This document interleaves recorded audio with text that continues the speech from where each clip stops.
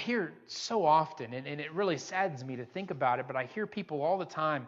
It comes from a much deeper rooted issue with the understanding of atonement. But I hear people say all the time that, as Christians, we're gonna commit sin and God's gonna forgive us, but as long as our heart's right, everything is gravy. And I think people, once saved, always saved. That's really the doctrine. Now people take that and they say, okay, well, I guess I can pretty much do whatever I want, and I'll just keep a good heart and keep believing in God and we'll just keep going. Folks, that's not what the intention of that ever was. We should be incredibly thankful for the grace that continues to cover us, the blood of Jesus that continues to cover us. I mean, that should be something that we are grateful for, not something we take advantage of. That is something that we recognize as a gift from God to say that, Lord, I'm going to make mistakes. But here's the key.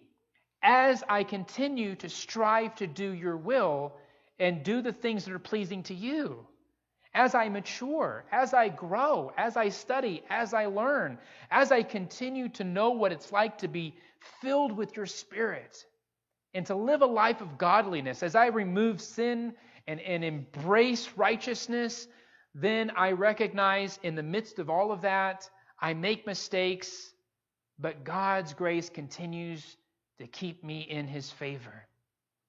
That's what it really looks like. What it doesn't look like is I can go live my life how I want to live it, any way I want to live it, doing whatever I want, and God's going to tolerate me. That's not what it looks like. And then they'll go so far as to say something like, well, that person who committed that grievous sin, well, they were really never saved in the first place. How are you to say that? That's such a ridiculous statement. But all of that is built around the desire to defend a false doctrine. Folks, you can fall from grace. You can leave the faith. You can lose your salvation. The Bible is clear about that. But it's not something that happens overnight. It's something you intentionally and purposely do. It's something that you do by leaving the faith, by abandoning God, by returning to the world, by doing the things that are unholy knowingly.